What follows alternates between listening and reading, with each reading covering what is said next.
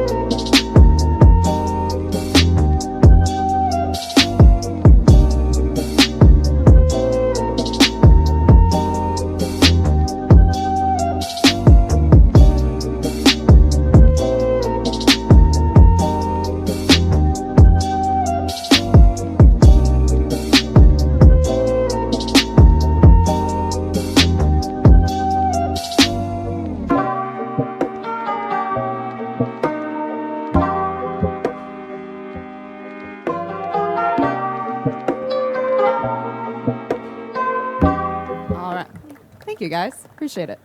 So as you can probably see, having a little more context into my background and even some of the work here, there's a lot of common denominators that kind of flow throughout everything I work on, and that is usually a very rich palette, whether in the realm of pastels or going into more neon tones, as well as almost an allergy to using a lot of blacks or grayscale. And another thing that I really like to implement is a lot of generous lighting. I feel like when you illuminate a scene with really strategic lighting, you can bring out materials and even properties within very mundane textures and just give this whole new breath of life to it. So what I'm going to talk about today is basically going into mostly my Redshift workflow, shaders, and lighting within that. But I'm also going to touch upon in the very first project of 3 that I break down a couple ways you can just use native Cinema 4D tools as well as primitive shapes to create really aesthetically pleasing scenes for anyone that maybe wants to get in the realm and is a little new to it or not sure where to start. So before I go into this, I really want to give a perspective on 3 points, which I've already kind of mentioned, which is lighting, coloring, as well as really briefly going over composition and just how to find really good reference materials for it. This is all subjective, so I'm going to say what works for me, but obviously, hopefully you can find some takeaways within it. So the first is when I look at lighting, I really have yet to find something that can parallel the creative artistry of lighting within animated films.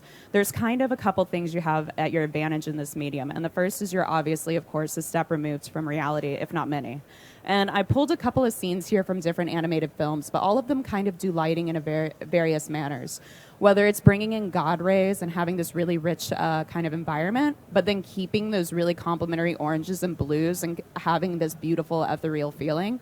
Or we can go to this cityscape where, you know, we see this outline and all of that. Oh, sorry, dry throat. Thanks. All right. Or we can have this nighttime cityscape where we see the outline of the buildings, but then they're blown out in certain areas to kind of create this mysterious feeling. And it's reflected into the water to give this heightened, surreal effect. And at the same time, the blurs aren't so overly done that we feel lost within the composition. We can kind of take in those details that are given to us. And then the bottom two can come off pretty straightforward, but I just think they both do artistic choice really nicely. In the pink example, we have a pastel world building taken here, and then the sunrise is reacting exactly as we would expect. We have the edges of the buildings illuminated, and it keeps us grounded in this otherwise very trippy kind of take with world building. And then in this raindrop still, what's working really nice and is actually something I'll go into in some redshift shaders is using edge lighting. So if you look at the light teal around those raindrops, using edge lighting to kind of further clarify that focus from the background plane and how that can be used in kind of some really fun, creative ways. The second thing I want to talk about is color. So as you saw, a lot of my work is just strictly within a realm of very vibrant tones. We have a lot of rainbow kind of vibes going along. And how is it that you can pull in a bunch of color without it becoming too busy, maintaining a clear focal point and all of that jazz? So I pulled a couple things here. We have an image on the left by Liam Wong, who's an amazing color grader and photographer. And on the right, we have two set designs, which is a really great realm to see things rooted a bit in reality and how it can be practical. And so if I quickly grayscale out this, page down, if I quickly grayscale out this, a couple things. And this screen's a little contrasty, so perhaps use your imagination a bit for the people seated. The left and bottom image have a lot of midtones in it. And while we do have some areas of brightness, particularly in the Grand Budapest set design, and we have some areas of darkness in the Liam Wong photo, we don't have as clear as a black and white relationship as Space Odyssey has with that kind of circular portal and the surrounding area that's quite dark. But if I bring it back to the colored realm, all of these are succeeding exactly how the content creator wanted this to be happening. So with Liam Wong, what he's doing is actually something in Redshift that's really easy if you're new to kind of looking at complementary colors, is he's using these warm colors pushed against the deep blues to create that contrast in a color dynamic way versus in a traditional figure ground black and white type of manner. Then if we go on to Space Odyssey, you have this green portal. Yes, your eye is most likely to go directly there, but the darkness is broken up by really vibrant red midtones, and that's allowing for your eye to then be invited to travel around the composition.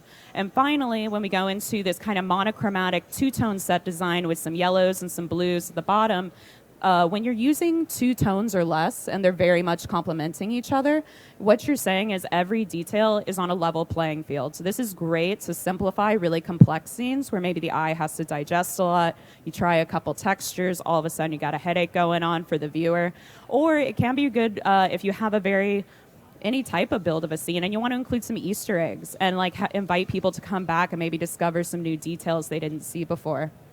So now that I've blurbed on those two things, the last I'm going to quickly breeze over is just a recommendation for anyone who hasn't had the opportunity or the interest to look into it yet. I really invite you to kind of look over the guidelines of cinematography. There's really basic overviews. You could do it on a lunch break type of thing if you're really light level on it. But a lot of times finessing the camera is done in these last aesthetic stages, like getting it to that pixel perfect state. And when we're doing that, we really want to make sure we understand what those guides are telling us to do. Rule of 2/3, golden ratio, the do's and don'ts of composing a close-up shot. And similarly, in an animated terms, looking at dolly zooms and creative ways certain directors have kind of created emotional impacts through the use of camera. And that'll get us to our final composition in a pixel-perfect state. So now that you've heard me blurb on all these things, you understand my own subjective kind of perception on how I'm going in when I treat the shaders and the lighting when we go into these project breakdowns. And I'm going to go ahead and open up 3 different Cinema 4D files, and each is going to kind of do a different thing. So for this first one that I'm going to open up shortly, it is an architectural scene. Like I said earlier, I'm going to really quickly just break apart some native tools you can use in cinema if you're a beginner, as well as primitive shapes to quickly compose a scene that can work for you and have added layers of complexity to get you where you need to go. And then it's really just focusing on lighting. So what this design render ends up looking like is this. And everything except for the plants, which I'll very briefly go into through my favorite plugin, Forester, everything except for the plants is strictly using things that are within cinema to be able to create this composition, and nothing really fancy. So let's go ahead and switch on to our main event here. And just to show, we have this non-bucket, but little render viewer here. And we can see obviously noisier because we're not in bucket rendering, but we have the same kind of color profiles happening. So let me minimize that, and I'm going to go ahead and click out of my camera so I can kind of navigate around this scene a bit. So if we look at this scene, how I'm doing this is there's our camera, and I very much just created almost like a shadow box. We have everything closed off from any outside influence except for where our camera is coming in. And there's a couple things that happen when you do this or a completely enclosed space. And one is that unless you have a lot of windows or something like that, our dome light or HDRI light in general is not going to do that much. And we'll go into that when we start dissecting the lights. But when it comes to creating a build, this is really great because, as you can see, I'm using a handful of area lights up here. And it's just giving me that extra control to make sure I can know where those lights are going to bounce off of, how to strengthen it. And if this was an animated motion, it's just kind of giving yourself that extra confined control. So let me go ahead and delete real quick our main scene. And I want to start with one that is just, I honestly think I use this in every project, and that's how these trees and this living wall is being creative. And everything in our main is architectural components. Everything out of it, for the sake of this demo, is organic components. So the plane, nothing special. If you've ever watched this tutorial, you've probably done this. It's just a simple plane with some segments on, where is it? With 20 segments each, which might be the default. And then we're just adding some noise, and that's going to create our water plane. But for the actual plants, what I'm using is this plugin called Forester. So I'm going to go ahead and create a new scene. I'm going to go down to plugins.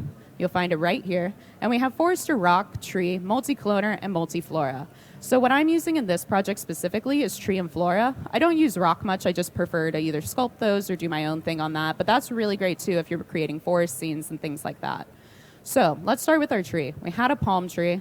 And what we are given is not a palm tree when I click on that. And that's because we have to go into our tree library. And they have quite a bit of expansive libraries you can add onto this. But just off the bat, you are given a pretty generous one. And that's all of these. So to kind of go into some of the features, I'm going to pick one that is maybe a little straight. Let's look at this cute little date palm. And I just want to quickly kind of review how you can customize things because it's really wonderful. So first of all, if I had OBJs, I could click fruits on, drop in some apples, oranges, coconuts, whatever, and we can kind of like start populating this to actually have fruits or flowers or something fun like that. You can also add some weathering effects by generating snow. And if you are in something that is very polygon conscious, what's really wonderful is you can edit segments and all of that jazz to be able to make a low poly model out of any of these things, which is really flexible. In addition to also going crazy and really upping those parameters and getting a really high fidelity detailed design. So a couple things, we have our global, we can have global controls, we have branches global for the trees, we can affect gravity, and we can start seeing this down. And if you'll notice, every single thing we're doing here is keyframeable too. So like if I was to do that and then bring gravity to like -5 and keyframe that there, you can just really quickly see how we can like effortlessly with just one thing start creating some really funky reactions. And this is, if you're not much on the animator tab, there is an even easier thing to kind of cheat some animation here. And that is turning on simply hyperwind. And just to make sure we can all see this, I'm going to up the wind speed a bit. And now what this is going to do is it's just going to react to wind. And this is very exaggerated, but we can change the direction. We can change so many parameters. And when you're working with trees, you can also loop it, which is really cool. And you tell it what keyframe you want it to loop at in your cycle duration. Now, for the sake of today's demo, we're not going to deep dive into any of these animated components, but I just kind of want you guys to see a full breadth of what's possible. But again, going into just our tree ourselves, we can get some funky stuff, If we were to keyframe this, we could get a little dancing tree. In my stills, I love making little wavy boys. Look at this guy. He's so happy. And as well as just going into our branches and being like, you know what, I need more. He's got to get a haircut at some point, whatever.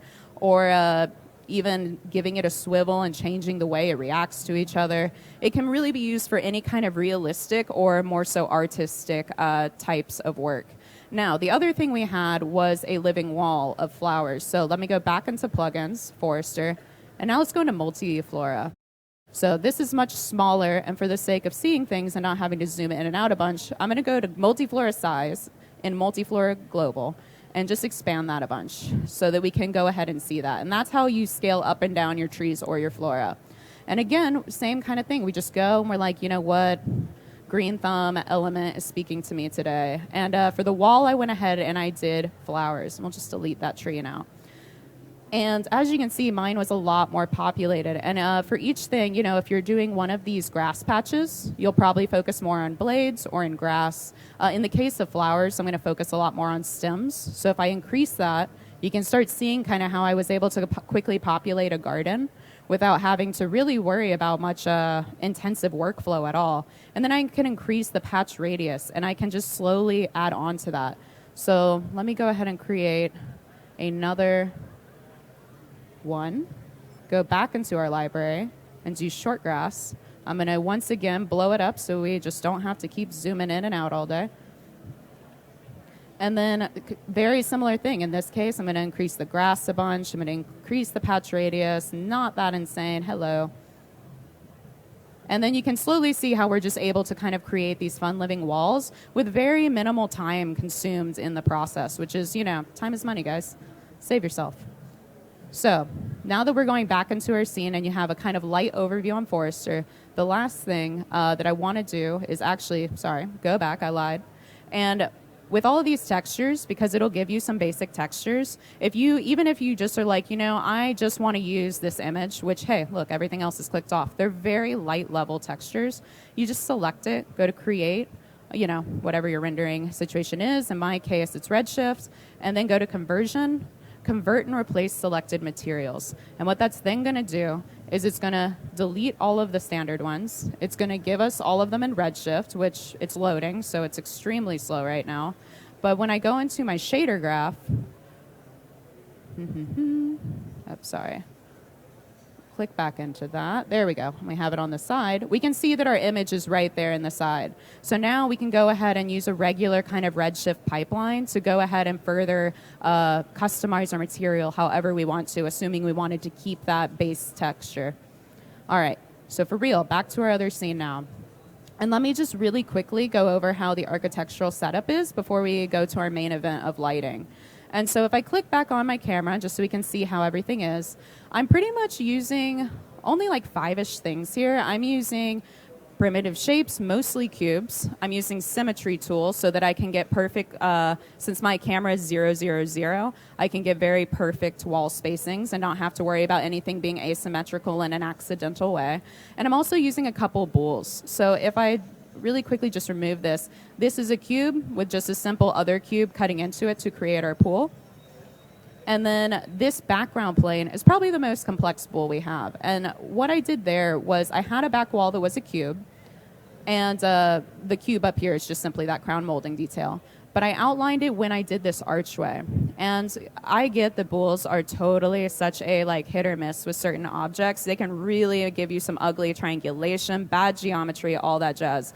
Not today, folks. So when you load a cube, right here we have a brand new one, you'll see its segments are really modest. And a lot of times these primitive shapes do just come with really modest settings in general because, it's a suggestion and it's a starting point. So when you go into cutting anything into it, let's go ahead and do a circle. And just for the sake of this example, I'll exit out.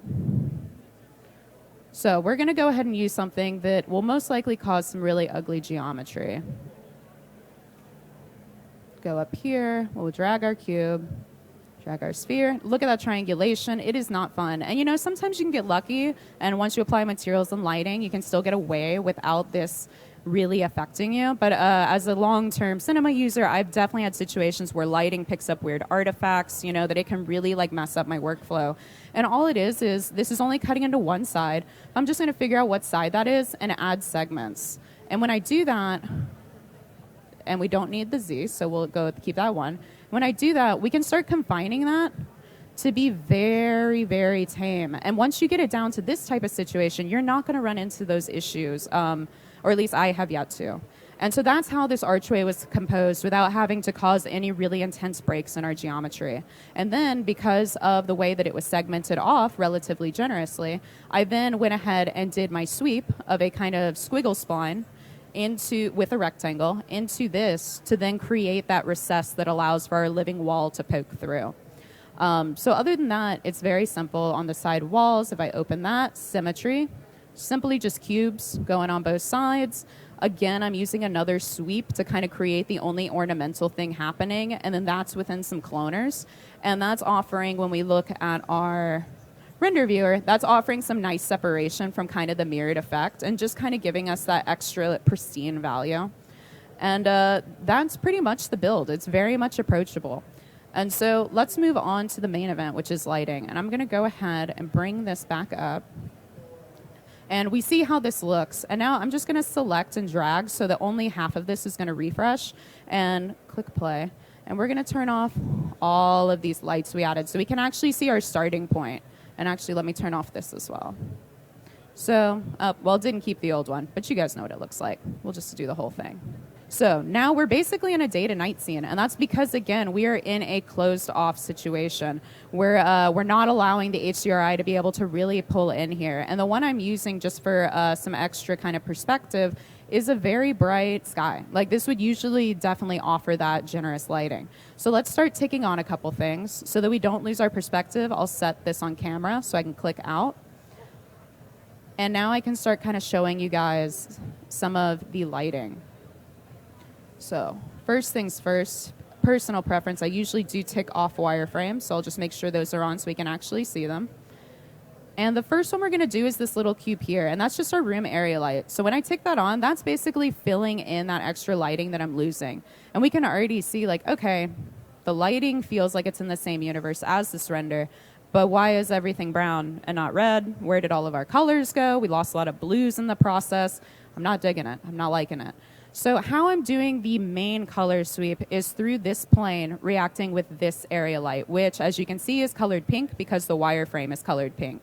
And that is simply just done in this general tab. Nothing else is really messed with except for our intensity, of course. And so when I go into, I call it BL, short for backlight, but I'm going to go into this redshift material. And a shader graph. And as you can see, there's no like complex nodes here. So if I look over, I'm using I loaded a base material, and then I changed the diffuse to be a pure white. I added a pink to the backlight and upped the weight a bit. And then I zeroed out every single other thing, didn't mess with any other tabs. So it's really just going to a really basic, these first two things only. And what that's doing when you're messing with backlight is you're telling it, this is going to be paper thin. So imagine, here's it without backlight, and you can see kind of some ambient occlusion where it's meeting the back. All of a sudden, we don't have any color going through or any of that. But when I add the backlight, we start getting some of the HDRI colors coming through and all of that. And just imagine you're holding up a sheet of paper and putting a flashlight through it. That's what you're getting when you mess with this property. And so then I simply turned on a roof. And now we have almost a full color change from the browns to the pinks. And what's really great about using planes in this way, especially with your area lights, is as you can see, I'm using extremely selfish, shiny materials here. And with that, it's very easy for lighting to cause like blowouts. You know, you can get that harsh whites, you can get really harsh highlights, shadowing, etc. And that helps really diffuse and soften it, which is really nice. I'm doing the exact same thing. If I kind of warp around here, you can see one back here, and that's kind of what this little portal is, and it's just with a little displacer as well. And so when I turn that on, we go from a greenish to getting some of our nice blues, and it's even filtering it enough to get into the water some, which is really nice. And again, that's just using a simple color change with a very simple texture that is diffuse and backlight settings only. Now I'm going to tick on two more that you probably won't see the difference in, and that's pool light and plant light. And all this is doing, I'm going to switch because I'm pretty sure without bucket rendering, we're not going to see the detail there, is if you look at these blues in these corners of these palms, that's happening because of just a really deep royal blue I'm using as a light to go on both of those. And it's basically painting in on top of that material because it's on a low setting, so it's not going to blow anything else out. What I'm also doing, which is here we go. Let's go back into our camera. And what I'm also doing is you see this blue light here, and that's my plant lights. So let me go ahead and show what it looks like with it on.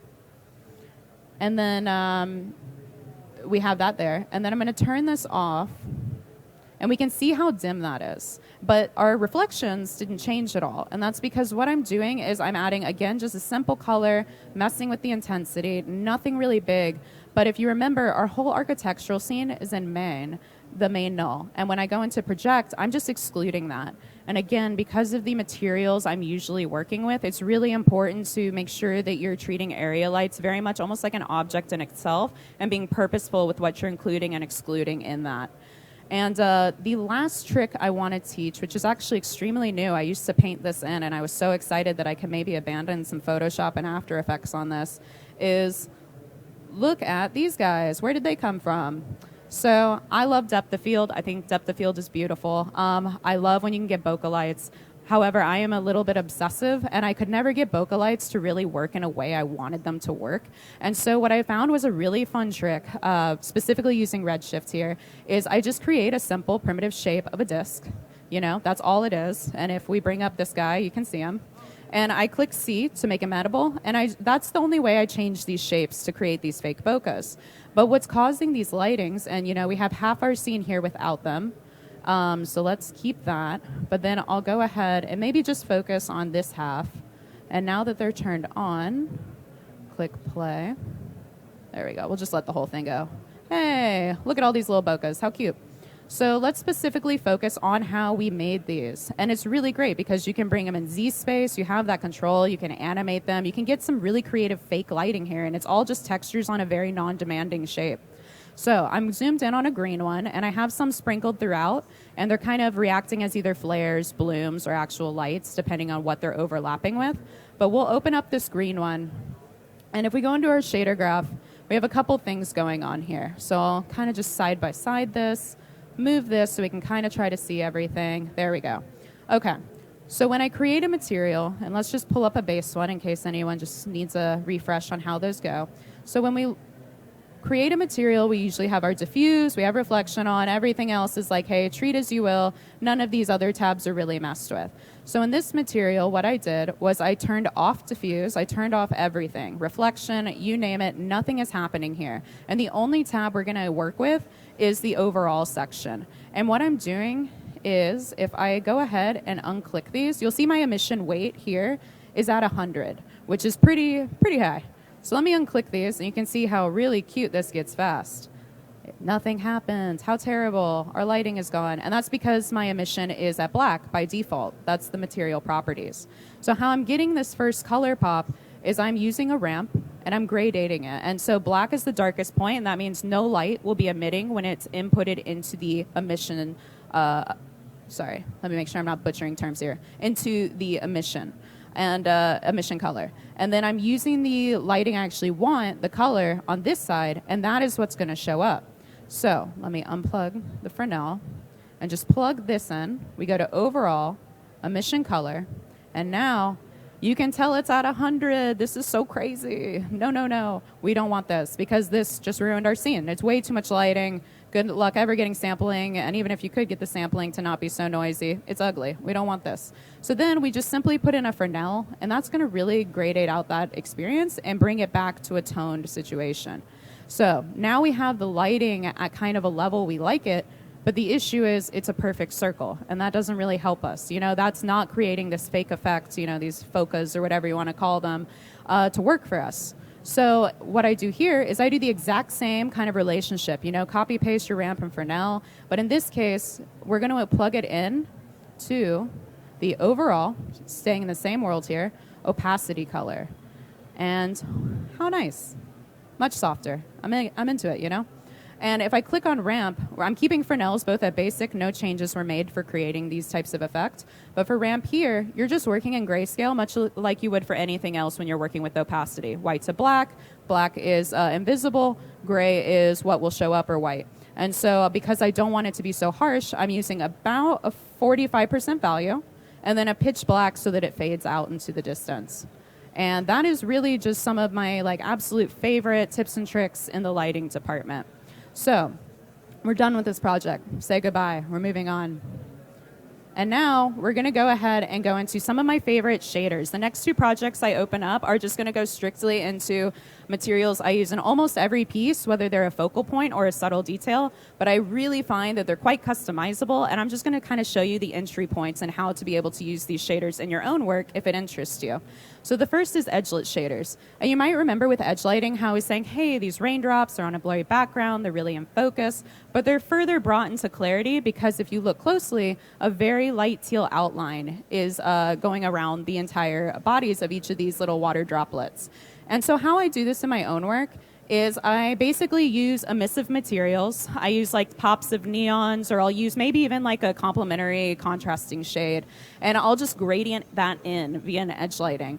And there's a couple ways to go about it depending on the geometry that you're working with. So I'm going to go ahead and go into 3 right now via this project. And so we'll focus here on the hand shape, the rose, as well as the leaves below, which were created in Forester, which we already went over. So let's go ahead and go back. We do not need you right now. And go into number 2. All right. So bring back up our render viewer. Let's click play and get a fresh scene here. Okay. So we have our piece, and let's start with the hands. And just to quickly make it transparent on the build, this is very simple. I got some bubbles. I did a little bit of ZBrush edits on some of these more wonky ones. Some liquids brought in from Elements 3D. And then just some floating petals that are just ripped apart from this object, the rose.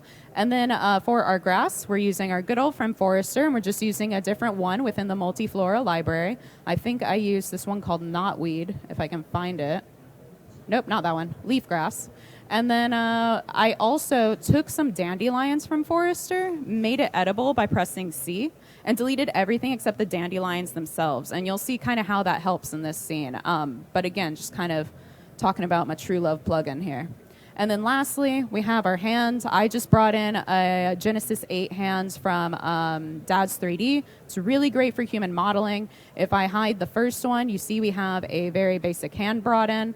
And then what I did is I basically just copied it over, applied a Verneuil fracture to it with a random on the positioning. And then that kind of gave me some nice shifts and breaks to almost create more of a statuesque type of feeling. And that is, of course, a Cinema 4D tool right there. And you can look more into it on Cineversity or however you kind of want to go about it if it's intriguing to you. So let's focus on the real goal here, and that is the textures. Let's start with the hands. And so if I go to our hand material and then go into our shader graph once again, because we love these things, and I'm going to delete this because this actually ended up being one of the other materials we were going to go over. My basic material, it doesn't matter to say the least. Whatever your basic material is, that doesn't matter. This technique will work for any of them. If you're working with the glass, obviously some of that geometry might not play nicely. There is some trial and error in it. But overall, this is like an A-OK starting point. You know, do whatever to your heart content. I use metals sometimes, etc. But what is happening that we want to see, and let me pull back up render viewer, is let me go ahead and unplug this so we can just see the base material and actually take off emission, because as you saw with the last project file, the emission is usually put up pretty high to get some of these effects. So with no emission, this was our base material right here. And what I wanted to get was, of course, some nice edge lighting. So the first thing I did was up that weight. And much like we saw in that last project file, that's just going to blow it up. Whenever you're applying something in the overall tab to the emission area, you are just going to get neon. That's what it does. That's what it's there for. And so I'm doing a very similar thing we saw with the focus. We're just getting a bit of a different reaction here because we're not going for subtlety where we're blurring out the opacity here. So for my ramp, we're not in grayscale because, again, we're not doing opacity. We're doing color. I know I want it to complement the base material, which is blues. And so I'm bringing this in. I'm going to overall. I'm going to emission color. And to go step by step, again, just like last time, this is too blown out, and it's only at a setting of 4, but it's just too powerful. And then taking a Fresnel that has no edits to it, just a really basic one, we input that, and now we have that edge lighting. And because here we're using some Verneuil fracture and we're able to actually get some fun breakups, it's working really well with our piece. Now, if I was to make this black, you might have noticed when I was doing it for lighting in the first project, I kept it black. You can probably see, and maybe I'll zoom in where it's a little more obvious, how these fingers got darker. So all I'm doing is you can actually also use this to color correct a little bit in your piece, which is just a kind of nice, subtle effect. Now we got rid of some of those ugly greens that were showing up, and it's just kind of a nice added bonus to it. So, you know, again, you can customize it per material, but the base is very simple. It's simply creating whatever speaks to you in all of the other tabs, and then with your emission, plugging in that ramp and Fresnel. So let's go on to an example that's actually a little more complicated. I have this rose model, and we'll go ahead and we'll zoom in. Let me just make sure we're seeing everything nice and in focus here. Stretch this out. There we go. There we go. And now we'll zoom in. All right, now this is much more in focus. So this object, I did not sculpt this object. This is not from Forrester. I got it somewhere off Turbo Squid. And with this object, though I don't know if it's the UV mapping, the way it was built, or what, but it was not playing friendly with that method. And so let me see if it'll even maybe take this hand texture and show. Obviously, we changed the colors because I applied it quickly, but you can see that it's just, we're losing a lot of this petal detail, and that just wasn't working when I was doing it to this, rose texture. So a great thing I've found as a workaround when you have objects that are kind of like this, maybe there's even just a lot of overlap going on, is using material blender. And so if we look at our material blender, in this case, again, your base color is whatever speaks to you. It can be a diffuse. In this way, I wanted a little bit of glitter, so I did a car paint, and I'll go over that in my last project breakdown. But I'm just plugging in whatever material I feel. And where we're actually getting these effects is through the things we're starting to add on top of it. So let's just kind of go step by step here. Let's see, we have 2 here. So I just want to make sure I keep things organized. There we go. Okay. So I'm going to go ahead and unplug everything. And so there's our base material. And the first thing I did was just apply a simple emission. I zeroed out everything in these channels. None of these multi-SSS or coding were messed with. But in overall, I went ahead and I just simply added an emission, added a little bit of the tint, just out of subjective preferences, and put on layer 1 color. And what happens if we look at that,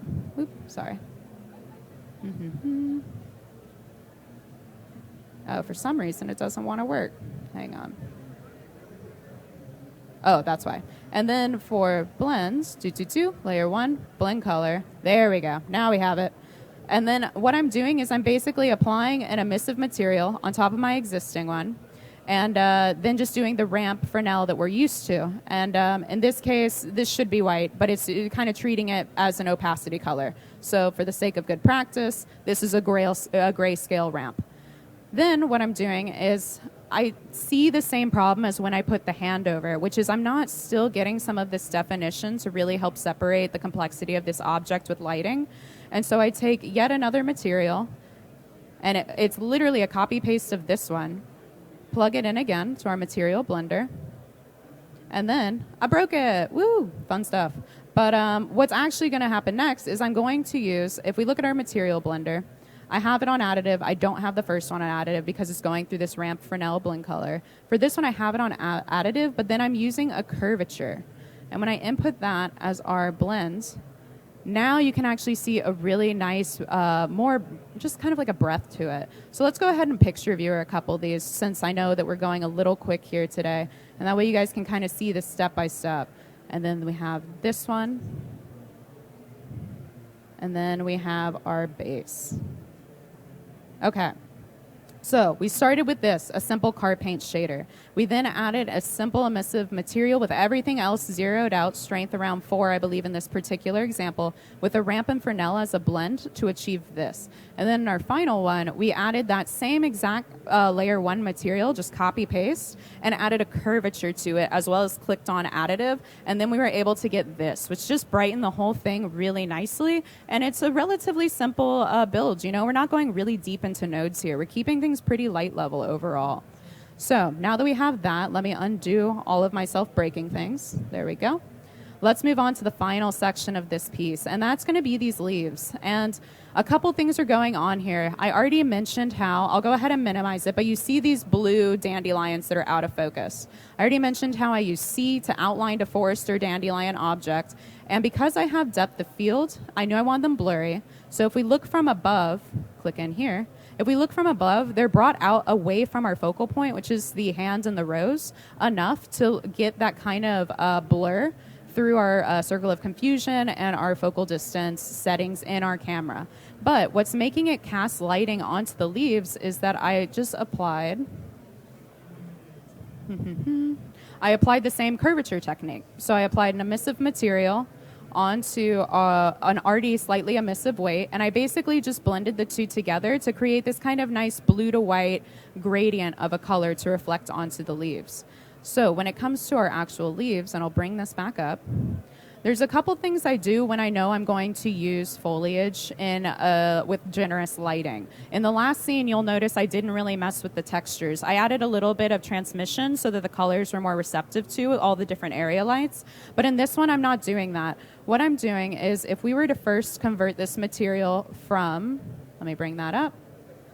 If we were to first convert this material from Forester, all that would be happening was we'd have our texture going into our diffuse color, and then we would have our diffuse color going into where you would exactly respect. Sorry, I don't know why. There we go. Now I can maybe do this.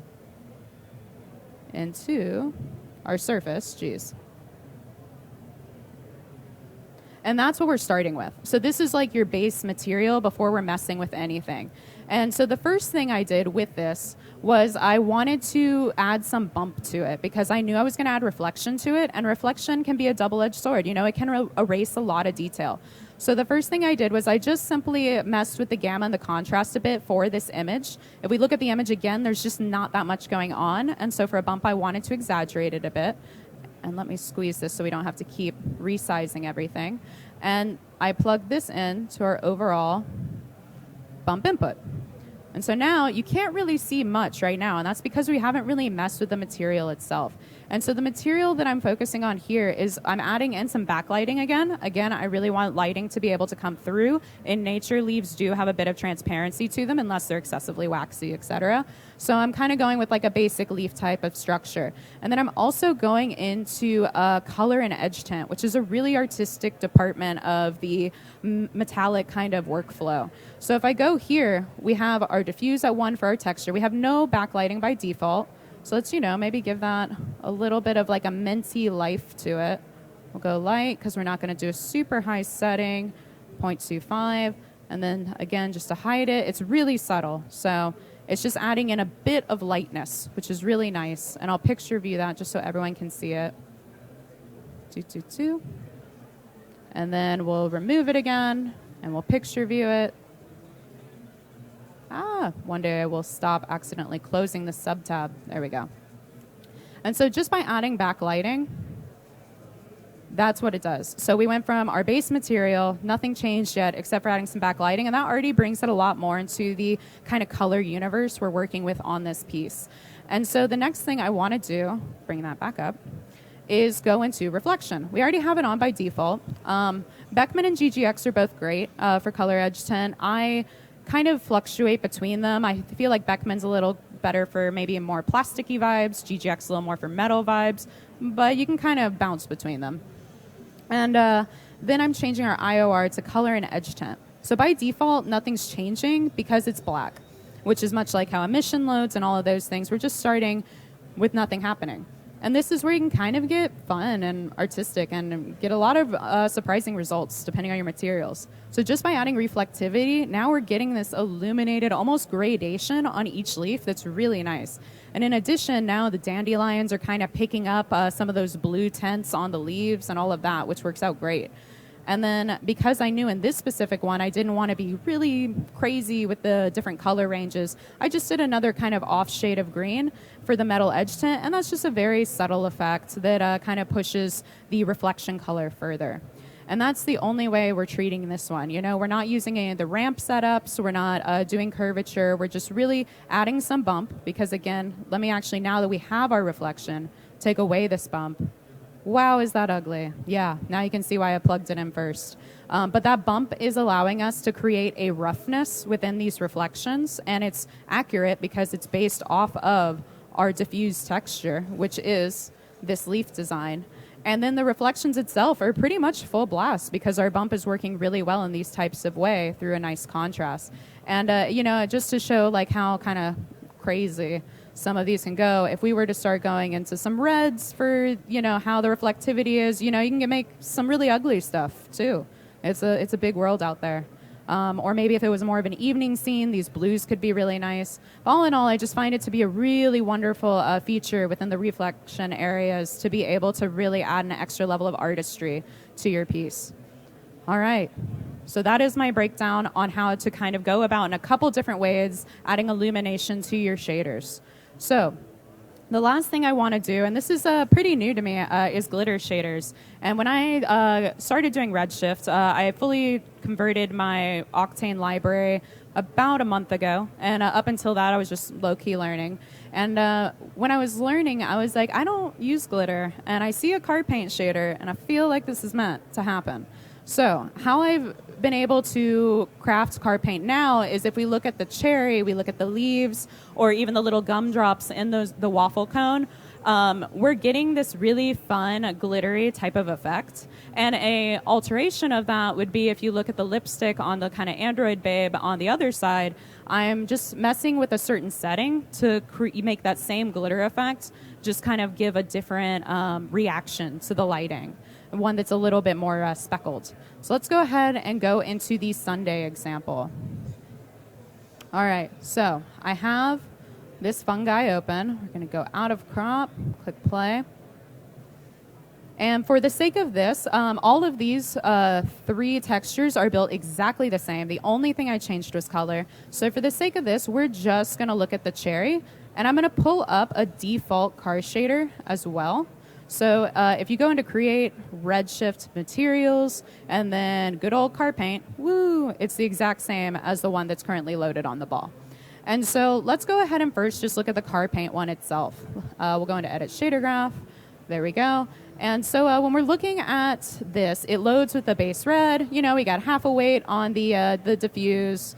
For specular, a modest like 0.3. And this is where we are going to spend all of our time, and that is in metallic flakes. I'm actually not even going to mess with clear coat or advanced or any of that. But let's start breaking down how I made this go to this cherry texture. So the first thing I found is we're actually going to unplug that. We do not want this. So now we have a fun little red ball. And I'm going to create a new material. Bring that bad boy in. There we go. And I'm also going to bring a material blender again, because this is very key for this type of build. And so I'm going to plug this in as our base color. I'm going to plug this in as our surface. Now, it's gray because, of course, it's our base material. Sorry, let me try to consolidate real estate here again so we don't have to keep going back and forth. There we go. All right, now we got it. So all I'm going to do here is I'm going to turn off reflection. I'm going to give it the color I want. And since I'm not going side by side here, we might get some variation, but the mechanics will stay the same. And then for car paint, there's a couple things you absolutely have to do first to get this kind of feeling. And first, you're going to zero out diffuse. You do not want diffuse. My bad on pressing enter. And then we're going to go to specular. We're going to not do specular. And our whole journey is going to be within this metallic flake section. And there's a couple things we have to do first. Decay distance, to my understanding, I'm not a mega technical person, so apologies if this is a little inaccurate, but a decay distance is technically how the camera is being like, you are X amount far from this object, and that's when we will see this reaction. So right now we're at 500. I'm going to just bring that to 0. Another thing I'm going to do is I'm going to up this scale. Now, because I've made this before, I know for this scene, 25 usually works pretty good. And then I'm also going to really break variation, as well as max out density. Now, we're not seeing anything yet because I completely forgot to add this as a layer 1 color. So, my B. And we're going to do it as, hang on, go back to my source because sometimes we're all learning. Yeah, additive white. Okay, cool. So, go back to here. We are going to make it white. There we go. Now we're getting some reflections. So by taking off the diffuse, removing the specular, and just doing these couple changes just to this off the bat, we're actually starting to see some of that glittery breakup, which is really nice. For the sake of this, I'm also going to kind of go crazy with the glossiness, and now we're seeing more of that breakup. And facing reflectivity is basically like, again, a camera relationship. I usually just do one, but you can probably leave it at that as well, and it'll be fine. So now what I basically do is I want to double check myself again. Yes, okay. So now what I basically do is I just go ahead and add on to that. So let's go ahead and move this. We're going to add this again, and we're going to pipe this into layer 2 color.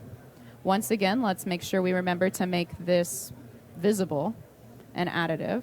And as you can see, as we start messing with things, we're getting different reactions. And so for the cherry, I went ahead and I think I added some like pinks just to our color. And then for this one, I went ahead and I think I added some really vibrant reds. And then, let me see here. But all I'm doing here is, again, working with scale, working with variation and density to achieve this. And then for my base color, I have a red on, and then I have reflection on. And then a last little trick, if we're now only looking at the cherry, is that I can plug this through. And what this is this is just adding a colored reflection to it. I can go ahead and input this to basically create kind of like a lollipop effect. I don't know. I kind of think it's fun at times. But it can be pretty crazy as well, obviously. Right now it's too shiny, so I can up the roughness. But you can kind of get like a lot of fun going on if you just keep going between your base properties and sprinkling in the glitter in between. And again, just to do it, while I did miss a step, and I'll figure that out for all y'all, is you want to make sure that decay distance is 0. You want to really up all of these settings. I usually go between 0.6 and 1 density. Scale 0.25 for this specific scene, but I've gone as big as 1. And then, general is all subjective. How glossy do you want it? How much do you want to see it present? As well as facing reflectivity for the camera shine and all of that. And that is pretty much how all of these other ones were built. There was no variation except when I went into the glitter. All I did was I just changed the color, and that was it. So that's how we have this green one, and then that one has a base color of green. That's how we got these pink little waffle cones, and for those, I actually decreased the scale, which is why for these you see the speckles, and for these they almost look like a really fun like breakup within this kind of gumdrop vibe. And that's pretty much how I am currently using glitter and the car paint shader in Redshift. So, that being said, thank you guys so much for listening to me chat away about shaders, textures, blah, blah, blah, lighting. And if you want to connect, I exist online via my name. So, Blake Kathryn. And I'm around most of today and tomorrow. Tomorrow I'll be at Redshifts for a lot, so feel free to swing by. And then today I'll be demoing over there at Intel for the next hour. Feel free to come by, chat. I have some project files, etc. Thank you, guys. Appreciate it.